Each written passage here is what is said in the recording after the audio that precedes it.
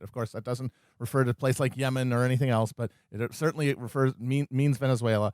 And you're talking to like Beatrice de Mengele or whatever the fuck, like that lady from the New York Times. Joanna whose Hausman. dad is literally an IMF vampire who helped destroy the goddamn economy with fucking structural adjustment and austerity in the 90s, which gave fucking Chavez the road to being the president because they annihilated the goddamn country. Because there's this insane fucking revisionism now where Venezuela was like fucking swinging 60s Acapulco or something until the moment Chavez took power, when in fact structural adjustment had like taken the country apart. And this guy helped fucking direct it. And now his UCB improv fail daughter is doing videos about how it's not a good look to oppose regime change. Tell these fucking people we have a responsibility to stop strangling the goddamn country and lift the fucking sanctions. Derek, did you watch that video?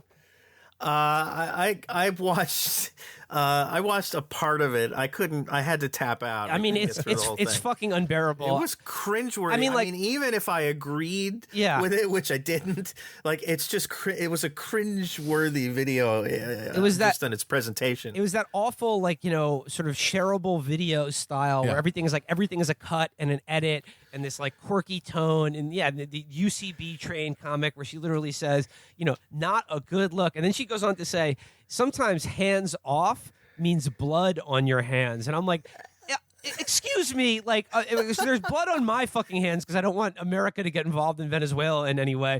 What does that mean? Like, how about the IMF and World Bank? Well, where are their fucking hands in all this?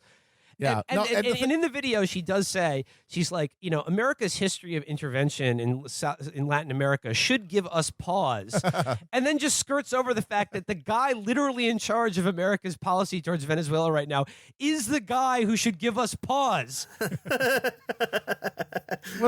It gave her pause, but they cut that, and then they moved on to the rest. What are a few helicopter flights between friends? But the thing is that Felix spoke this woman into fucking being, because it was like a week ago we were talking to, I think, Alex, about how like everyone in the boomer generation is just mask off fascists, like we're talking like Naftali Bennett just saying, yeah, we killed Rabin and we'll kill anybody who tries to get in our way. But how their kids are going to use that millennial passive aggression and it's going to be intersectional fascism. And then a week later, this lady is on the internet going, ooh, anti-interventionism? Ooh, this ain't it, Chief. And I, of course, don't mean that in a way to impugn our Native American fellow citizens. She also said in that video that she's like, I'm not a Republican. No, I am not a pro-Trump military hawk. For reference, my spirit animal is Ruth Bader Ginsburg in workout clothes. Like, I'm not a hawk. In fact, Ruth Bader Ginsburg in workout clothes is my spirit animal. And I just gotta say, I hope she gets canceled for using the phrase spirit animal. Yeah, exactly. That's appropriation. Yeah. Sorry, Baroness Hausman. No, that was Grandpa atrocious. did a shitty job in the Paris fucking streets. It's really funny because Virgil is usually the one who is most reticent to talk about foreign policy at all. But, he got everyone super pissed off at him today because he just basically said, if Maduro was like the tyrannical dictator that he's supposed to be, why is the main opposition leader allowed to leave the country, literally drum up support for like a CIA-backed military coup against him, and then allowed to return to the country unharmed? Like, if he was like actually as evil, and I'm not even saying like Maduro is a great guy or his leadership of Venezuela has been, flawless or anything, but I mean, A, it's like not really my business, but B, like if he is the world's greatest evil at the moment, like would this Guaido guy be able to move freely around Venezuela and travel out of the country? I mean, it is an interesting feature of the Maduro totalitarian regime that they haven't put Guaido in prison. Well, they just ruled that he can't run for re-election, or they just like. Well, they stripped him of his immunity from prosecution, so he could be tried at this point for leaving the country. There was a ban on his travel while he was doing his CIA world tour, and he could be now prosecuted for that. He could be investigated for declaring himself president, which, in many contexts is probably, could be considered a crime. And so they may go in that direction now. I mean, I think Maduro has made the calculation that throwing Guaido in jail would make him a martyr. It would invite more trouble than it would alleviate from the rest of the world. And so I think he's decided not to do that. But I mean, obviously, we'll have to wait and see. And also, he probably has calculated that this goofball is not a real threat to him. Well, right. I mean, that's part of it. Yeah. He was going to lead an exodus of troops to do a fucking to do like a training beachhead in Colombia and then like reinvade the country, and it was like 50 dudes who are now stuck in Colombia and they can't get any housing or food, and they're like, what the fuck? I backed the wrong horse. Yeah, I mean, I think it's all kind of a combination of like Guaido hasn't shown himself to be very good at this, and on top of that, I'm likely to just invite more grief for myself if I try to lock him up. He got too horny for bras. I have to say though that like these people who say a lot, and like the Democrats especially, who say Maduro is a dictator, these are people who want Donald Trump to be thrown in prison for colluding with Russia before an election. What the fuck is literally going to the CIA and saying, please overthrow my government? I mean, that seems like way worse. That's collusion. That's real collusion. Yeah. That's actual collusion. As opposed to my half-wit son tries to sell a fucking sinking gambling barge that's in Lake Baikal to some fucking Russian mob guys in exchange for a giant sack of like fentanyl and limited edition Beanie Babies. But what do we actually know about? I mean, I'm asking. I'm curious. Like, what do we know of Guaido himself and the party that he's a member of? Like, where do they fall in terms of like politically, in terms of Venezuela or a kind of international? Like, how would you describe their politics? I mean, what I know of them, they're internationally speaking on the left. His party is a member of the Socialist International. But like Israel, but sort of in the opposite direction, you have to take it in context. I mean, Venezuelan politics are very they're very, very much further to the left. The center is much further to the left than I think you'd find in the United States, for example. So to say that he's kind of internationally on the left in the context of Venezuela doesn't mean that much. He seems to be, for Venezuelan politics, more on the right. And I think the fact that he's made himself the front man for basically a right-wing coup effort suggests something about what he's comfortable with in terms of politics. But beyond that, I don't really know. I mean, I'm not terribly familiar with his politics. All right. Well, how about to close things out? Let's go to another country that's gone mad, isn't it? And I'm talking about our friends across the pond, Great Britain. It's all balmy, isn't it?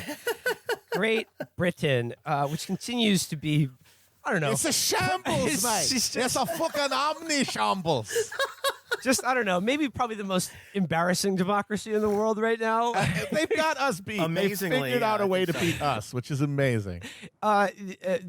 Theresa May, just another resounding defeat in Parliament. This fucking Brexit thing just continues to be astoundingly funny. I'm sorry if you live in the UK, but I mean, sorry, mate. It's hilarious. I can't wait to go there because we're going on a UK tour in June and just own everyone there the entire time. It's nobody knows what the fuck doing to do. My flawless accent or want. I will get glassed. But I just got to read though. The real soothsayer. I mean, Derek, you're aspiring to be like this guy, the true king of the flat globe. I'm talking about Thomas Friedman. I can't grow a mustache like his. I've tried, but I can't make it happen. And he turned out an opinion piece for the Times today that is vintage Friedman, and I got to share it with you guys. The headline is the title is "The United Kingdom has gone mad. The problem with holding out for a perfect Brexit plan is that you can't fix stupid." And he, okay, well, he would know. Yeah. That's lit. What is that? Is that one of the fucking like blue collar comedy kings punchline? Like Bill Engvall or some shit. Yeah. Hey, Theresa May, here's your sign. So he goes, just skipping ahead just a little bit. It goes, seriously, if you can't take a joke, you shouldn't have come to London right now because there is political farce everywhere. In truth, though, it's not very funny. It's actually tragic. What we're seeing is a country that's determined to commit economic suicide but can't even agree on how to kill itself. It's an epic failure of political leadership. I say, bring back the monarchy. Where have you gone, Queen Elizabeth II? A nation turns its lonely eyes to you. Activate the Queen! Activate the bloody Queen! Bloody Queen! So Thomas Friedman hit her fucking moldering corpse with a goddamn car battery so that she can be awake for 5 minutes to fire everyone and declare martial law. Stab that adrenaline needle into her heart. Get her up. Get the queen. Get the queen up, mate. Tom Friedman has already gone full monarchist, but he goes here. Put her in her mech suit. You know she has one. He goes here, seriously, the United Kingdom, the world's 5th largest economy, a country whose elites created modern parliamentary democracy, modern banking and finance, the Industrial Revolution, and the whole concept of globalization. Oh, wait, they're responsible for all of those horrible things? Wow, they really are a bunch of Get rid of this shithole country. Fucking just controlled demolition of the entire island. This is the United Kingdom, the world's 5th largest economy that brought us such things as those dark satanic mills, Jimmy Savile, imperialism, the Opium Wars, and another and many other unspeakables. Both kinds of Indian genocide. Concentration camps. Yeah. They invented those as well. Yes, they did. But take a bow. Bring back that Queen Elizabeth line. The only thing I could think of was when Mr. Burns says to Smithers, "Very well, begin the thawing of Jim Nabors." He goes here. The country that brought us, ritual pederasty, seems dead set on quitting the European Union, the world's largest market for the free movement of goods, capital, services, and labor, without a well-conceived plan, or maybe without any plan at all. Both Conservative and Labor members of Parliament keep voting down one plan after another, looking for the perfect fix, the pain-free exit from the EU. But there is none, because you can't fix stupid. Dope. Or because, these countries have all been enmeshed in these transnational institutions that have totally abolished national sovereignty in many ways and made it impossible for you to function in a global economy without being part of their network, and they will punish you and make it impossible for you to fucking dictate your own goddamn destiny economically because of the interdependence and the trade networks. Like, I think it has more to do with it than a fucking Larry the Cable Guy line from 2004. You fucking mustachioed dipshit. He goes, the entire Brexit choice was presented to the public in 2016 with utterly misleading simplicity. I mean, that's hilarious coming from Thomas Friedman. If you remember some of his hilarious columns about pitching the Iraq War. Yeah. He was just like, you just got to say, suck on this. Suck on this. Suck on this. That's pretty simplistic there, Thomas. Yeah, no, he said American troops need to go door to door and tell Iraqis, you don't like living in the world we've always dreamed of? Well, suck on this. Yeah. And he goes here. It was sold with a pack of lies about both the size of the benefits and the ease of implementation, and it continues to be pushed by conservative hardliners who used to care about business but are now obsessed with restoring Britain's sovereignty over any economic considerations. Yeah, it's funny. It's funny how conservatives have given up the ghost on globalization and free market if they can just double down on sovereignty. Yeah. Well, that's because the whole thing's falling apart. It's not working for people anymore, and they need to find the scapegoats. And even if, in the broad sense, all of these things have been good for the ruling class, they are undermining their credibility in, the putative democracies, and they have to find some reason. But the thing is that, there's a strong left case to get out of the EU, or for the abolition of the fucking EU altogether. But the problem, he has a bit of a correct thing in there, in that the Brexit vote was absurd, because regardless of how you thought Brexit should be handled, what do you think to do with the EU? As leave or not, that was an absurd question because it didn't tell you what the terms were going to be. And that's why it's been this 2-year clusterfuck, because nobody has any idea of like what the mandate is, because there has to be an agreement of some kind, and there's been no ability to create a consensus across parties or even with the general public on what that alternative is. And so it's just been finding out that every single one is unpopular and it can't pass. Every single alternative. They had like a vote where they let them all pick, like they had 8 options and they voted yes or no on all of them, and every single one failed by different margins, but every single one failed. Astounding.